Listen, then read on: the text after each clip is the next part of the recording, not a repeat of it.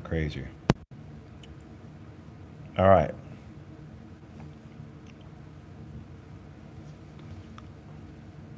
Selenium, zinc, quartz, sodium. All right. All right. Hi, everybody. It is January 16th. Hope everybody's doing well.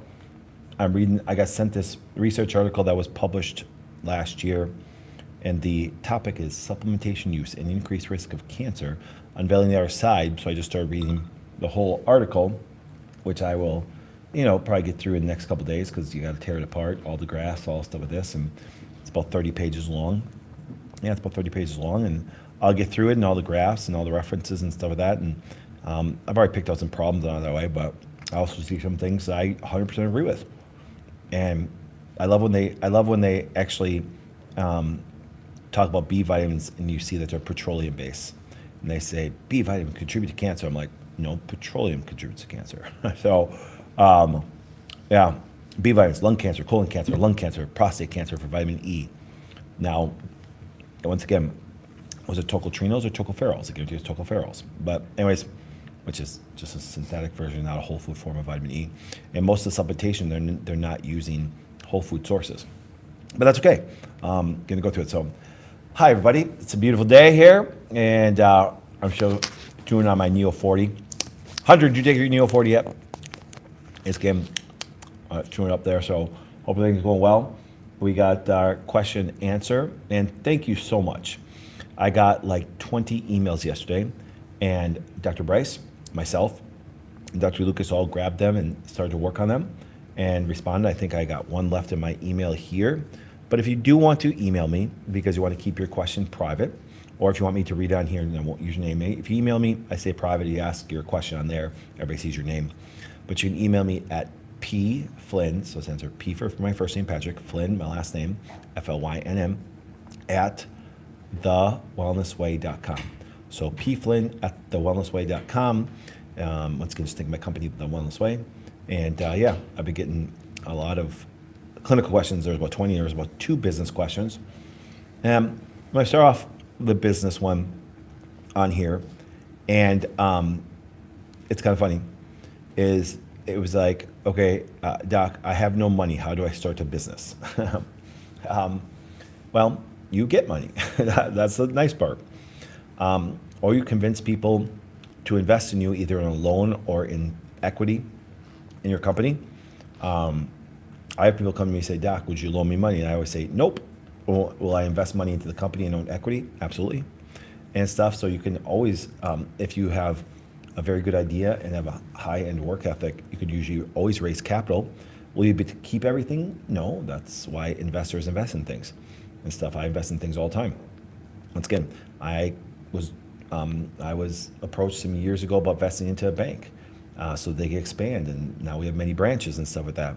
But if I didn't have the capital, I couldn't have done that. And the bank didn't have the capital to do it, so they had to get investors.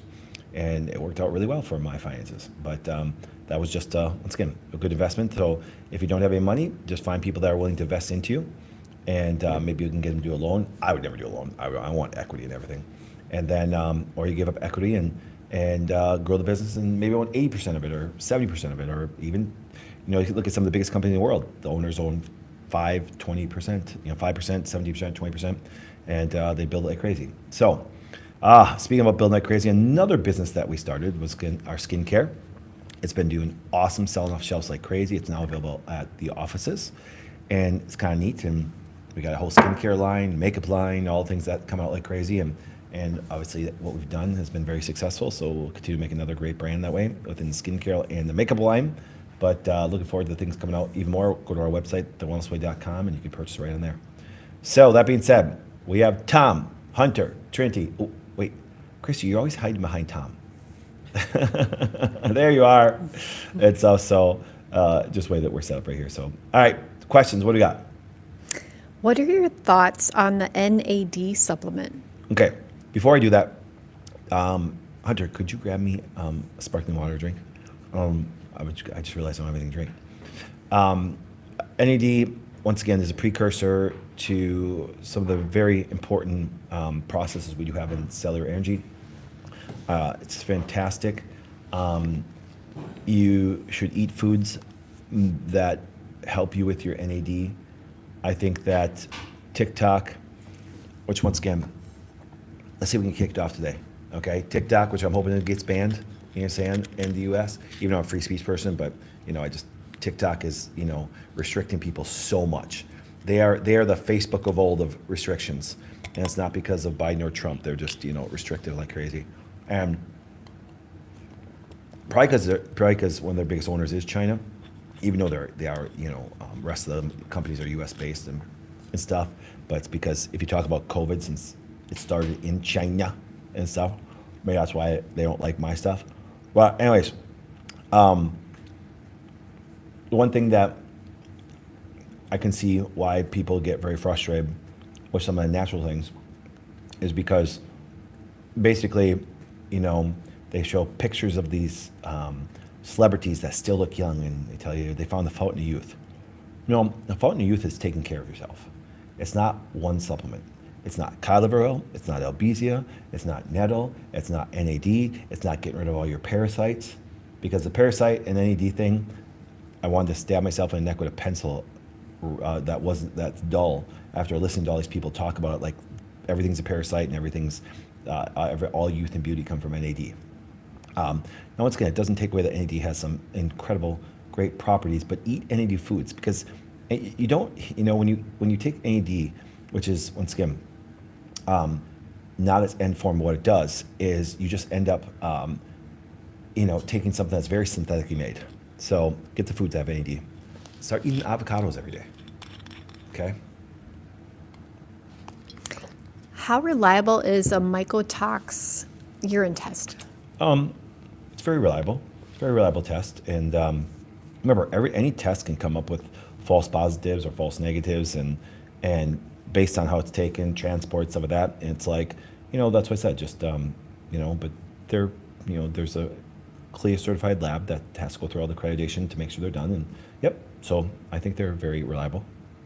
Any recommendations on thyroid issues? I've been gluten-free and dairy-free and removed food sensitivities for years, and I still have elevated antibodies. Well, if you still have elevated antibodies, that means there's an immune factor still triggering it. And yes, you pulled away some immune factors by going this.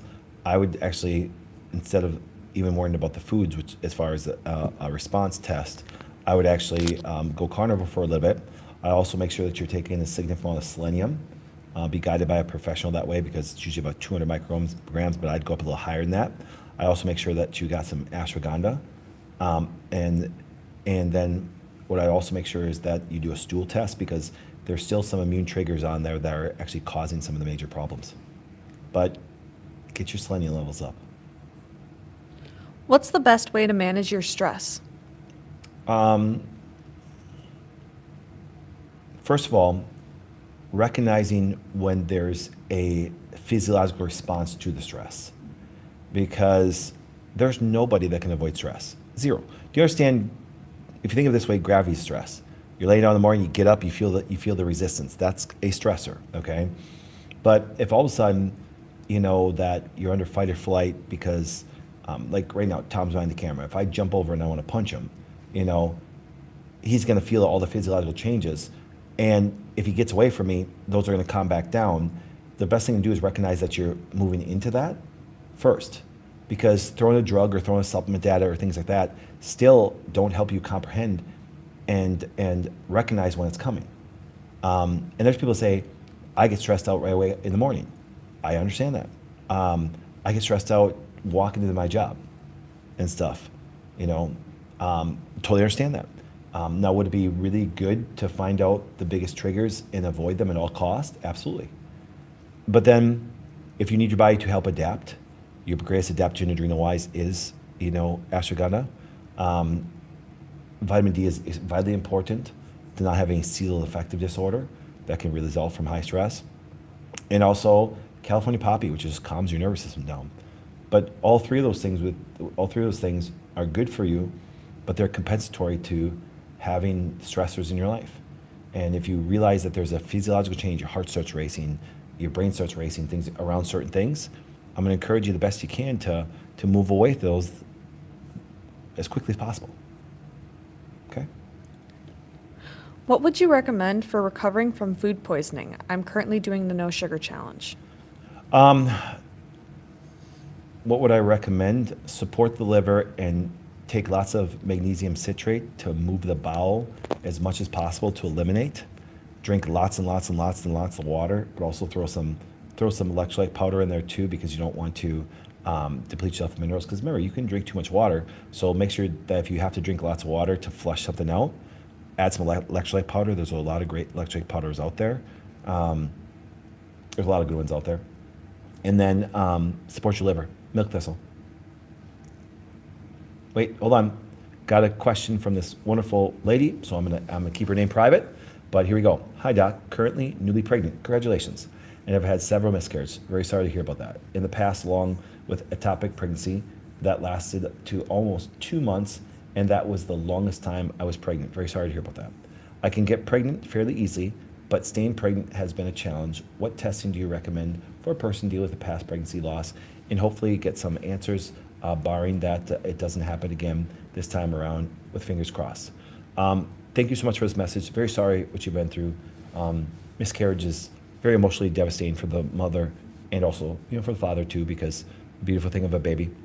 I'm very sensitive, even as saying as a man, when it comes to people losing babies, because when you thought you could never possibly have babies, what Chrissy thought and things like that, and I truly believe she could, even though she was very sick. Having babies that we do have, obviously some are grown adults now, I can imagine the emotion that you're going through there. So thank you for sending me the message and being very vulnerable, and very sorry about the past that happened to you. That being said, you have the most difficult part down, which is getting pregnant. So that's awesome. That means there's fertilization, that means there's implantation, but the maintaining of the uterus and hormone levels getting high enough is not happening there, okay? Progesterone is by far the most important thing you can do. And this may surprise some of you, especially your history. Yes, do wild yams. Yes, do sweet potatoes. Yes, chase tree like crazy. Ashwagandha, try to keep everything you do to get those progesterone levels up. But this where it might be advantageous for you to actually get some bioidentical from an integrative doctor. Progesterone, make sure they're tested. I would be tested every week on the progesterone levels and make sure that they stay elevated, because I believe that you'll have a much easier time maintaining that pregnancy. Could having low iron directly affect the thyroid? Could lower iron levels cause lower thyroid function? Yeah, it can. Yeah, iron has an effect on the thyroid. So does iodine, and some of the other trace minerals like selenium and stuff. So yes, mineral and nutrient deficiencies can do it, and even vitamin D. So that's why it's very important to make sure that you have and maintain good levels. My daughter is achy, has a cough, congestion, Yeah, clear achy, mucus, fever. Yep. What do you suggest? Where do I start? I suggest you monitoring her, because being achy and a fever and all things like that doesn't concern me that much, because 8 years old? They didn't give an age. Okay, I thought I said 8 No, years it old. just said my daughter. A daughter, and because when you come in contact with viral, bacterial, parasitic, I want your immune system to respond. And there's going to be body temperature changes. There's going to be elimination responses, and could be runny nose, cough, puke, things like that. Now, if it would maintain for a long period of time, you don't want to become dehydrated, things like that. So what I do is support the immune system, make sure you're hydrated enough, make sure you get enough sleep, make sure you're doing some, if it's viral, if you think it's viral, do some elderberry, do some turkey tail, make sure that you're doing some other immune supporting things, make sure you stay away from processed sugar. And but having those kind of concerns, is good. Just monitor them to make sure it doesn't get out of hand, and her body should be able to go through it quite nicely. Are eggs and red meat bad and cause high cholesterol? Why do doctors push that narrative?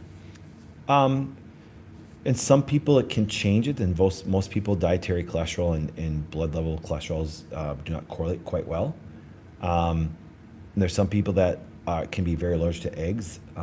I was at one time, and I had an IgE on my labs and stuff, and and I even did scratch tests and had a GE response, and now I've gotten that to change and clear up.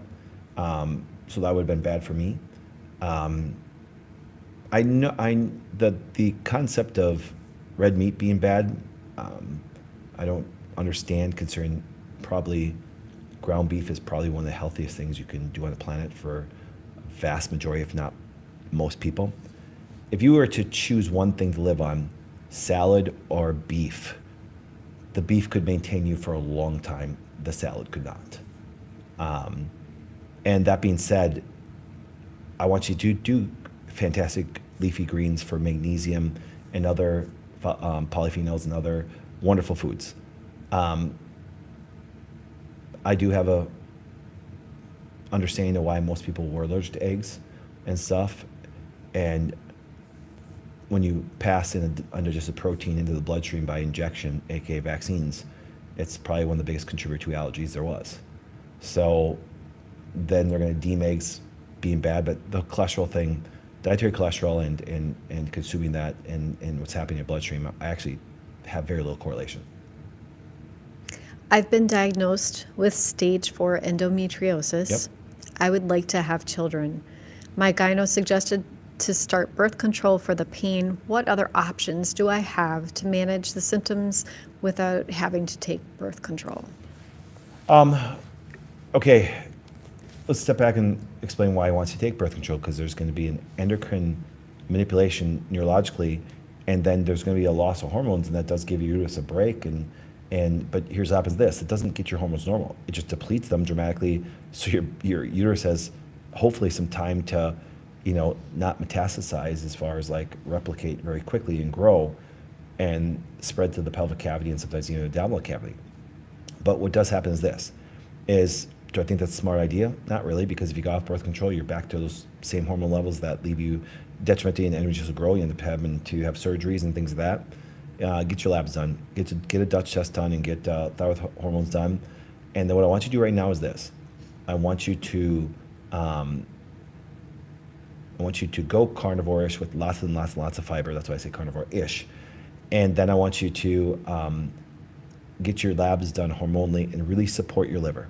Really support your liver, because you have to metabolize, and most, not all, endometriosis is more of an estrogen dominant condition. You gotta get those estrogens normal, and then give your uterus time to break and not be so high in replication due to the fact that tissue's growing like crazy. What can I do for carpal tunnel while avoiding surgery? There are structural things that contribute to carpal tunnel. So first of all, go see a chiropractor and see, remember, all the carpal bones you have in your wrist, and see if there's anything structurally that he can do or she can do to, adjust and take some pressure off there. And then do me a favor, hang, because by opening it, grab, hang, use your body weight, and actually you can start to, open up, then sometimes even have them shift. I'm going to work out tonight again, and last night I was working out, and Trina, you left before I was done working out. I went up to say hi to you, and you were gone. I had to do a video. And but between every lift, I actually hung, and once again, grip strength is really important to overall health too. And so I just sit there and hang and try to hang for a minute without letting go. And now once again, that's a little excessive. So you can just use your body weight and don't have to like fully pull your feet off the ground, and put some weight against there, and you should see some of the changes that do happen there. Is caffeine bad for you? Is caffeine bad for you? You have to look at it this way. It's a stimulant. Caffeine does have some benefits. Can it fluctuate your mood up and down? Sure it can. Any stimulant can have that effect, even sugar. If you have excessive amount of caffeine, there can be some neurological symptoms that come from it, or a little too much, push on the adrenals and everything. But if you keep it to a minimal that way, and you'll be fine. I'm allergic to cod. Does that mean I'm allergic to cod liver oil? Allergies to me, just because it's my history and how I became a doc and why I went to school for immunology and stuff, is because I believe that allergies trump everything. I just don't want to see people inflame due to just foods eating something different. What causes high SHBG in women, and how can I lower it? Okay. Well, one of the number one things that does it, if you've ever taken synthetic hormones, that's what does happen with these guys that are taking TRT their blood gets thicker, they have a high sex hormone binding globulin, they convert their testosterone down to estrogen. And so women, when their estrogen levels get out of control, sex hormone binding globulin starts to increase to bind it up and make sure it's not causing, replication of tissues at a high rate. And that also can have an effect on your thyroid hormones, bind your testosterone. So there's some elevated hormones of why that's happening. Okay, we got time for one more question, and Christy's gonna take over. Have a good one. What do you got? What is your recommendation to deal with chronic hives? What test should I start with? Chronic hives, what test? Kind of a tough question because depending on what you're looking for, because remember, a hive has an immune reaction. An immune reaction could be from a, food, bacteria, virus, parasite. So you might have to do a stool test, might have to do some blood work, might have to do some food allergy testing. But I would tell you this. In general, let's start with a stool test because you have a pretty good idea that microbes can have some contributing factor to it. And then I would start on some nettle and albizia, and then a decent level of vitamin D, and make sure you get your vitamin D levels done. And because by getting vitamin D up, it's going to have a corticosteroid effect, which is going to at least suppress some of the major histamine responses. That's what albizia and nettle have a really good job of doing. And then if you need to, and if you don't find much on a stool test, I'd move towards food and more of a viral panel. And that will be something that can really find out triggering those things of some importance. All right? Well, Christy's gonna come up and say a couple things, and we will see you guys tomorrow. And just remember this, we are doing more giveaways on ADP on Saturday. So just remember, stop over at ADP on every Saturday morning at 8 a.m. Central. It's thousands and thousands and thousands of people are on every single Saturday. It's kind of great. So I'm gonna turn it over to Christy, and she's got some cool things to tell you guys. And I can't wait till February 1st we sourdough. Hello, everyone. I am Christy Flynn, and if you have been following me on my Instagram, christy.m.flynn, or now we just started a Facebook group, Everything GF Sourdough, I am teaching everyone how to start not just sourdough, I'm doing gluten-free sourdough. So what's the difference? I know a lot of people have been asking, oh, can I use a blend? You need to start with just a plain gluten-free flour. So because we have a rice allergy in our household, and that is the problem, right? A lot of gluten-free sourdough or gluten-free items have rice as their main ingredient. And so doing this was my way to say, hey, we still want to be able to have treats that the whole family can enjoy. Why not make them from scratch? And the best way to do it, where we're avoiding some of the other allergies, which, eggs and yeast and all these other different things that we need to avoid in our household, sourdough it is. So I was on a quest. My whole thing was all about making cinnamon rolls for Christmas morning. And lo and behold, I started with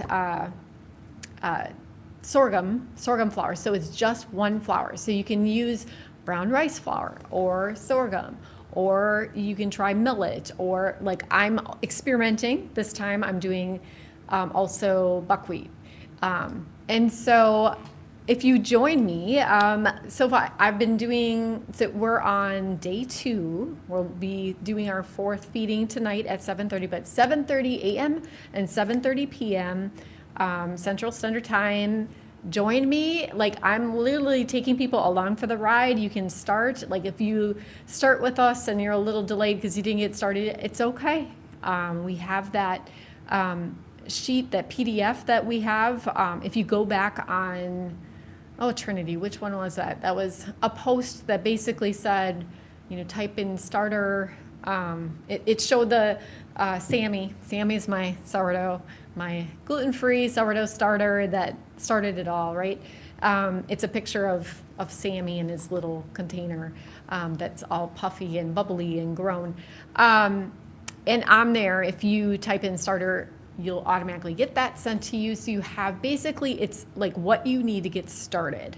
And it'll take you through, it's just the tools. and then follow my lives. And my lives, I'm going to have those videos still saved on my Instagram. We're going to be kind of putting together a chronological, like, patching it. What did you say, Trinity? Kind of packaging it together, videos, so that it's all in one place, so that you'll be able to follow that whenever you are ready. You know, some people, I get it. You know, I mean, we're in the middle, we're in the middle of no sugar, so I know, like Patrick said, he's really excited for March 1st because then he can have some of the treats. But it does take a good 2 weeks if you want it to get to the point where it is active and ready to be used to be able to make a loaf of bread. So that being said, I just wanted to come on here and just remind everybody, if you, it's not too late to join in and check it out and see how it's going. Both of mine are already starting to kind of have movement. They're growing a little bit, but again, we resist the urge, right, everybody? Resist the urge to want to do anything with it. It's not time. We're still feeding it. We'll be starting the next phase of the process, which will start tomorrow. But I want to thank you all for your interest. I was absolutely overwhelmed by the interest by everybody wanting to learn how to do this. And I'm like, I just want to share what I've learned, because this is helping our family be able to enjoy bread. We can have it. I mean, during no sugar, you know, it's a specific time where we're not doing any of that stuff, but it's like a reset button. But now after that, to be able to have things that we can be able to enjoy bread again. You know, I know there's some people who reach out, they're like, I haven't been able to have anything in years. Why? Because a lot of times they can't do rice, they can't do yeast, they can't do some of these other things. So very, very happy, very grateful for all of you reaching out. So are there any questions that I can answer? Otherwise, Do you know if you can do it with cassava flour? can we do it with cassava flour? Okay, so cassava is the same as tapioca. It's that same kind of thing. It's in that family. I don't think so. Because, okay, remember when I said you have to use a grain, so a gluten-free grain, in order to create that starter.